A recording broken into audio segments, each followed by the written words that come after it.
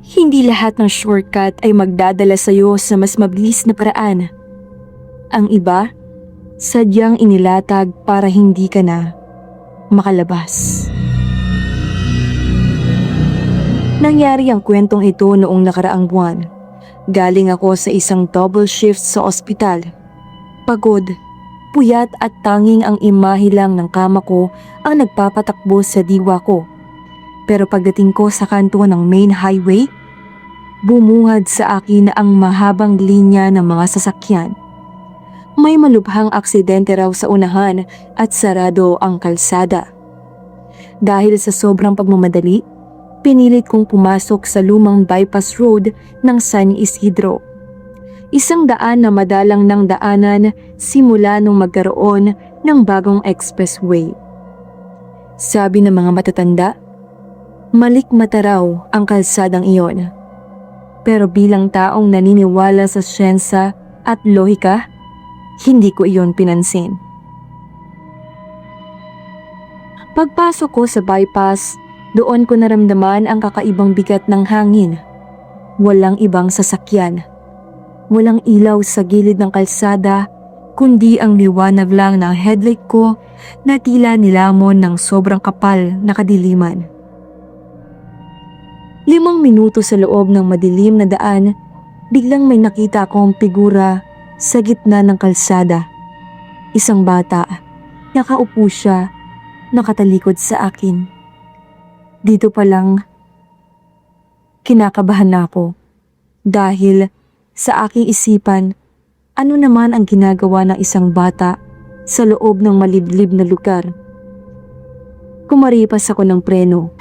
Muntik na akong tumalsik sa windshield. Pumusina ako ng malakas pero hindi siya gumagalaw. Bumaba ako ng sasakyan para sana tulungan ng bata. Pero bago pa ako makalapit, tumayo siya at mabilis na pumasok sa makapal at matatayog na talahib sa gilid. Doon, nagsimulang lumakas ang tibok ng aking puso. Nagpatuloy ako sa pagmamaneho. Pero makalipas ang ilang minuto, nadaanan ko ang isang luma at kalawanging waiting shed. May punit-punit na election poster pa rin na nakadikit sa poste nito. Inisip ko na baka namamalikmata lang ako, kaya binilisan ko pa ang aking takbo. Ngunit sa ikatlong pagkakataon, lumitaw na naman ang parehong waiting shed. Isang diretso lang ang kalsadang ito, walang likuan, pero tila paikot-ikot lang ako sa isang dimensyong hindi ko maunawaan. At sa bawat pag-ikot ko, napapansin ko na palapit ng palapit ang bata sa kalsada. Una, nasa loob siya ng shed. Pangalawa, nakatayo na siya sa mismong gilid ng puting linya ng kalsada. At pangatlo, nakaharap na siya sa akin. Hindi ko makita ang mukha niya sa dilim, pero ramdam ko ang titig niya na tila tumatagos sa aking kaluluwa. Sa takot ko, hindi na ako huminto. Pinaharurot ko ang sasakyan, pero sa gitna ng aking kaba, biglang namatay ang makina. Tumigil ang lahat, maging ang tunog ng mga kuliglig ay nawala. Nabingi ako sa katahimikan. Tumingin ako sa rearview mirror. Wala ang bata sa likuran ng sasakyan. Doon ko naramdaman ang isang malamig na hininga sa likod ng aking leeg. Kasabay nito ang isang amoy na hinding-hindi ko malilimutan. Ang amoy ng basang lupa na hinaluan ng malansang dugo. Dahan-dahan kong nilingon ang backseat. Doon, sa gitna ng dilim, nakaupo ang bata. Basang-basa ang kanyang puting damit at puno ng putik. Nang iangat niya ang kanyang ulo, doon ko nakita ang tunay na lagim. Wala siyang mga mata. Ang kanyang bibig ay tahi-tahi ng kalawanging alambre at ang kanyang mga balikat ay nakabaluktot sa paraang hindi kaya ng normal na tao. Bumulong siya, hindi gamit ang kanyang bibig, kundi isang boses na tila nanggagaling sa kailaliman ng lupa. Doc, Bakit mo ko iniwan sa dilim? Doon ko naalala ang isang balita 10 taon na ang nakalilipas. Isang hit and run incident sa kalsadang ito. Isang bata ang namatay na nag-iisa habang hinihintay ang tulong na hindi na kailanman dumating. Nagising na lang ako kinabukasan sa gilid ng highway. Wala na ako sa bypass road. Sabi ng mga nakakita sa akin, natagpuan daw akong tulala sa loob ng kotse ko. Napuno ng mga bakas ng maliit na kamay na gawa sa putik sa bawat bintana. Mula noon, hindi na ako muling dumaan doon. At kung ikaw ang tatanungin, kung makakakita ka ng shortcut sa gitna ng gabi na tila walang katapusan, papasok ka ba? Dahil ang kalsadang iyon ay hindi naghahanap ng manlalakbay. Naghahanap ito ng biktima na makakasama niya sa dilim.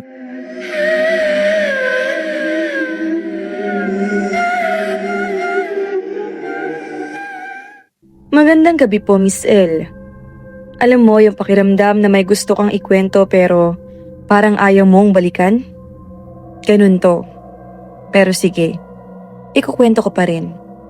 Bahala na kayo kung maniniwala kayo o hindi. Nangyari to mga bandang 12:00 ng gabi. Galing kami sa birthday ng kaklase namin. Simple lang. Inuman, kwentuhan, tawanan. Tipikal. Ako at si Marco, ang best friend ko.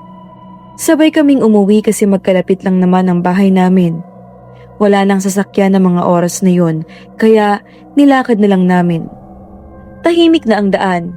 Yung tipong maririnig mo yung sarili mong yapak. Paminsan, may aso na tatahol sa malayo. Yung ilaw ng poste, hindi pa pantay.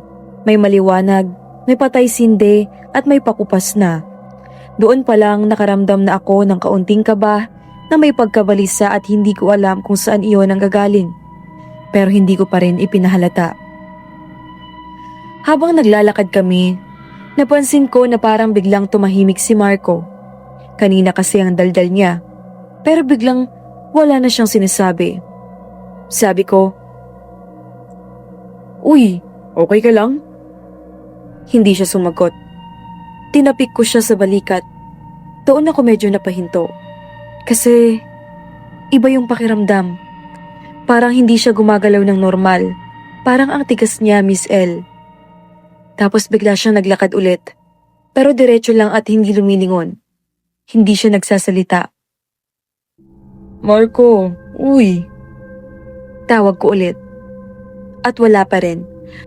Hanggang sa may nakita kaming matandang babae sa gilid ng daan.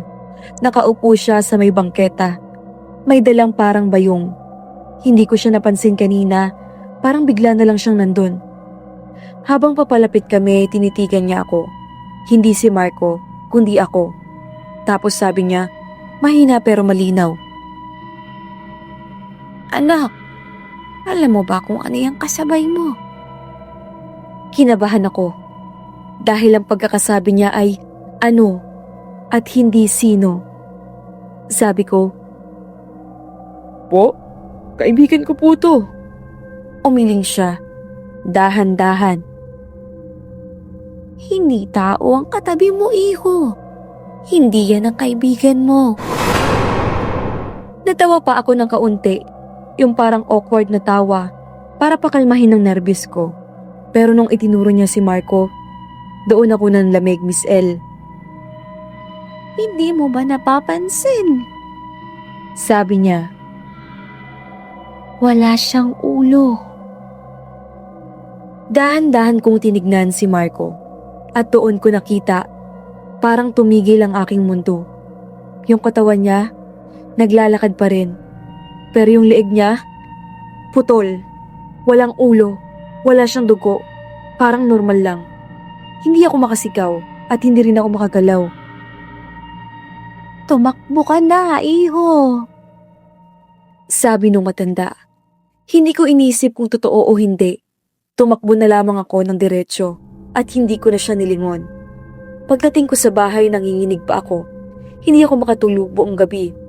Kinabukasan, nag-message ako kay Marco. Pre, okay ka lang ba?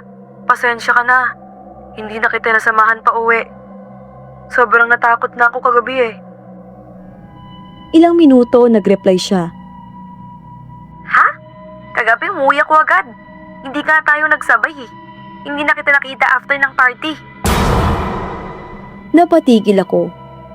Kung hindi si Marco yun, sino yung kasabay ko? Hanggang ngayon, hindi ko alam kung sino yung kasama ko kagabi, pero may isang bagay akong sigurado. Hindi ko na ulit dadaanan ng kalsadang yun. At kung sakaling may makita kayong kakilala niyong tahimik na tahimik, naglalakad sa dilim, siguraduhin niyo muna kung kumpleto pa siya.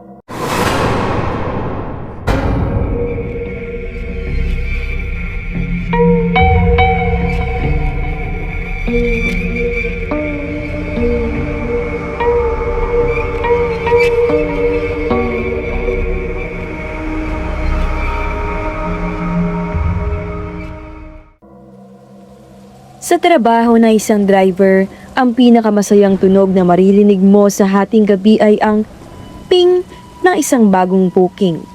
Pero sa kalsada, hindi lahat ng pasahero ay nagbabayad ng pamasahe. Ang iba, ang tanging dala ay lamig at lagim. Hulyo noon, kasagsagan ng habagat. Pasado 2:00 na ng madaling araw. Pagod na ako pero kailangan pang humabol ng huling pasada para sa kota. Habang binabaybay ko ang madilim at maulang bahagi ng C5, malapit sa isang sikat na sementeryo, tumunog ang phone ko. Isang booking. Ang pangalan, Maria. Nasa gilid lang siya ng kalsada. Nakatayo sa ilalim ng isang gumagalaw na poste ng ilaw. Basang-basa siya, nakasuot ng puting dress at walang dalang payong. Sa aking isip, baka galing sa trabaho o baka naman na-stranded lang. Pagpasok niya, biglang lumamig sa loob ng sasakyan. Hindi yung lamig ng aircon, kundi yung lamig na parang pumasok ka sa loob ng morgue. Tinignan ko siya sa rear view mirror para itanong kung saan ang eksaktong drop-off. Pero nakayuko lang siya. Ang tanging sagot niya, "Diretso lang tayo, kuya." Ang boses niya, tila nang gagaling sa malayo. Paos, mahina at walang emosyon. Sa puntong iyon, Miss L, nagsimulang tumayo ang mga balahibo ko sa braso. Amoy na amoy ko ang halimuyak ng sampagita sa loob ng kotse ko. Pero alam ko, wala naman siyang dalang bulaklak. Habang tumatakbo kami sa kahabaan ng kalsada, sinubukan ko siyang kausapin para mawala ang aking kaba. "Ma'am, baka gusto niyo po hinaan kong aircon. Basang-basa po kasi kayo, baka sipunin kayo o di kaya ubuhin." Hindi siya sumagot. Tinignan ko ulit ang rearview mirror. Doon ko napansin ang isang bagay na nagpatigil sa tibok ng aking puso. Sa dashboard camera ko na may screen sa loob, makikita ang refleksyon ng backseat. Walang tao. Kitang-kita ko ang upuan, ang seatbelt na nakakabit, pero walang anino ni Maria. Pero kapag lumilingon ako ng bahagya sa likod gamit ang sarili kong mga mata, nandoon siya, nakaupo, nakayuko, at kitang-kita ko ang tubig na tumutulo mula sa kanyang buhok patungo sa sahig ng kotse ko. Uminit ang sentido ko. Pinagpapawisan ako ng malapot kahit napakalamig. "Ma'am, malapit na po tayo sa drop-off." Panginginig kong saad, Miss L. Tumingala siya. Dahan-dahan. Sa salamin nakita ko ang refleksyon niya. Hindi mukha ng tao ang nandun. Ang balat niya ay maputlang asul. Tila babad sa tubig ng matagal na panahon. Ang kanyang mga mata ay puro puti. At may mga uod na dahan-dahang gumagapang mula sa kanyang mga tahitahing labi. Bumulong siya. Isang bulong na tila Hinihigop ang lahat ng hangin sa loob ng sasakyan. Tito, ako iniwan ng asawa ko nang namatay kami sa bangga. Nagulat ako. Napapreno ako ng malakas. Paghinto ng sasakyan, biglang bumukas ang pinto sa likod. Paglingon ko, wala na siya. Tuyong-tuyo ang upuan. Walang bakas ng tubig. Walang amoy ng sampagita. Pero nang tignan ko ang upuan ko kung saan siya nakaupo, may nakita akong isang bagay. Isang singko na kalawangin at may bakas ng tuyong dugo. Simula noon, kapag dumadaan ako sa C5 sa madaling araw ay tumutunog ang app ko para sa isang booking sa tapat ng sementeryong yun. Hindi ko na tinatanggap dahil alam ko, si Maria ay naghihintay pa rin ng susunod na sasakyan na magdadala sa kanya sa kabilang buhay.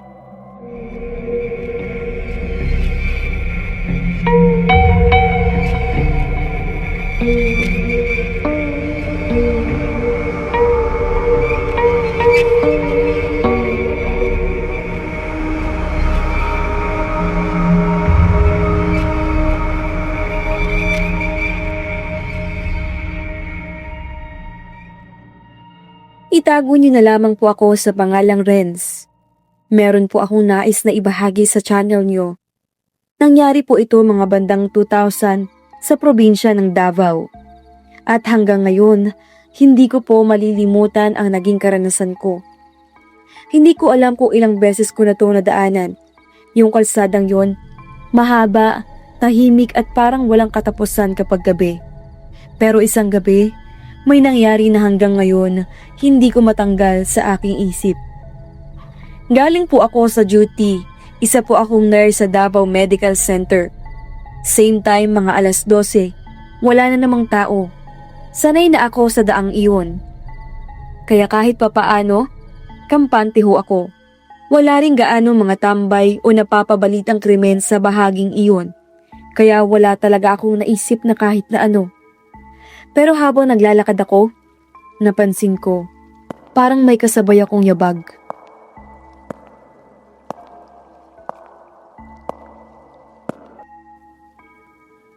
Hindi ko muna pinansin. Akala ko, echo lang ng sarili kong hakbang. Pero nang huminto ako, huminto rin siya. Noon na ako kinabahan, Miss L. Gayunpaman, pinilit kong dahan-dahang lumingon. Pero wala namang tao. Nang mga bandang malapit na ako sa amin, natanaw ko si Tatang Emer, ang pinakamatanda sa lugar na madalas talagang nakatambay sa labas ng bahay nila kahit 10 oras ng gabi. Meron kasi siyang kondisyon na hirap makatulog kaya madalas nasa labas para magpaantok. Nagulat pa ako nang makita ko siya dahil ang tagal niyang hindi tumambay roon. Ngayon ko lang ulit siya nakita. Kape na. Sabi niya. Tumangulang ako. Opo, Tatang. Taga rito ka ba? Opo. Nagtataka ako sa tanong niya dahil para hindi niya ako makilala. Ngumiti siya, pero hindi ko maipaliwanag. Parang may mali sa ngiti niya.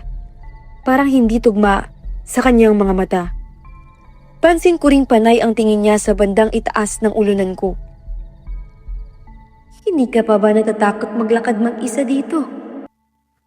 Tanong niya. Ay, sanay na ho ako, Tatang Emer. Sagot ko. Bigla siyang tumahimik. Tapos, tumingin ulit siya sa likod ko, sa bandang ulunan. Matagal, sobrang tagal. Huwag kang makukulat sa sasabihin ko. Pero, hindi ka nag-iisa, iho. Sabi niya. Napakunot noo ako. Po? May nakasunod sa'yo.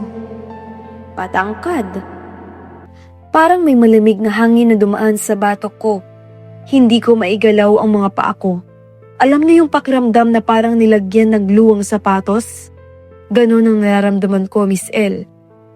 Ayokong lumingon. Ayoko talaga. Pero napalingon pa rin ako. Wala namang tao. Kaya iba na ang timpla ng mukha ko. Naiinis ako na pinaghalong pagod dahil nawiwirduhan ako pero at the same time, natatakot. Hindi ko na nilingon pang muli si Tatang at diretso na ako sa daang iyon. Naglakad ako ng mas mabilis. Halos patakbo na. Ramdam ko na ulit yung yabag sa likod ko. Mas malinaw na ngayon. Hindi na siya kapareho ng hakbang ko. Mas mabigat, mas mabagal. Parang pilit. Huwag kang lilingon. Naalala kong sabi ng matanda. Kaya hindi talaga ako lumingon, Miss L. Diretso lang ako hanggang sa makita ko ang bahay namin. Pagpasok ko, agad kong isinara ang pinto at ang bintana. Lahat ng ilaw, binuksan ko. Huminga ako ng malalim. Safe na. Nasa bahay na ako. Bulong ko sa aking sarili. Ngunit akala ko lang pala dahil nang tumingin ako sa salamin ng sala, may nakatayo sa likod ko. Laking gulat ko dahil hindi ko siya nakita nang pumasok ako. Pero nandun siya. Nanlaki talaga ang mga mata ko at sobrang lakas na kabog ng dibdib ko. Matangkad, payat, nakayuko at dahan-dahan niyang itinaas ang kanyang ulo sa salamin. Yung mukha niya, ako, eksaktong ako, pero mas maputla, mas madilim ang kanyang mga mata. Ngumiti siya. Napalingon ako sa likod ko pero wala. Pagbalik ko sa salamin, ako na lang ulit ang nakikita ko. Akala ko tapos na. Pero kinabukasan, may napansin ako. Hindi ko maalala kung paano ako nakauwi kagabi. Hindi ko maalala kung paano ako nakatulog. At higit sa lahat, hindi ko maalala kung sino yung kausap ko sa kalsada. Kaya binalikan ko yung lugar. Hinanap ko yung matanda. Pero sabi ng mga tao doon, walang matandang nakatira o tumatambay sa kalsadang yun. Ano ka ba, Renz? Matagal nang walang naupo dyan. Sabi nila. Di ba nakadalo ka pa sa burol ni Tatang Emer? Paligid ka pa nun, kasama mo ang nanay mo. Bigla akong kinalibutan, Miss L. Ano pong itsura niya? Tanong ko. Payat, matangkad. Medyo kamukha mo ngayon si Tatang. Payat, medyo matangkad. Medyo kamukha mo ngayon si Tatang, kabataan niya. Sabi nung tindera. Napatawa pa siya, pero ako, hindi. Kasi nung gabing yun, dalawa kami sa kalsada at ngayon, hindi ko na sigurado kung alin sa amin ang totoong nakauwi.